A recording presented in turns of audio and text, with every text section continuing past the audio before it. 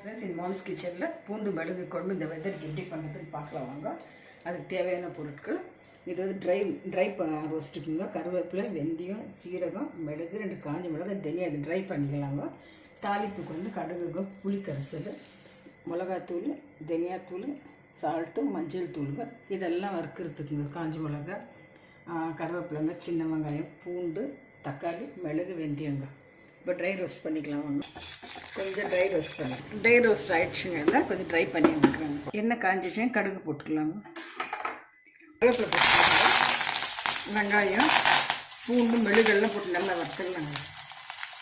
காஞ்ச மிளகெல்லாம் போட்டு வறுத்து ட்ரையாக வந்துடுச்சு. பூண்டு, வெங்காயம்லாம் தக்காளி போட்டு பிரியாணி மஞ்சள் உப்புறம் போட்டுக்கலாங்க. கொஞ்சம் ட்ரை ரோஸ்ட் ஆகட்டும். இப்போ புளி காய்ச்சல் ஊற்றிக்கலாங்க. அதாலும் ட்ரை ரோஸ்ட்டை போட்டுக்கலாங்க. ஒரு 5 நிமிஷம் கொதிக்க வச்சுக்கலாங்க.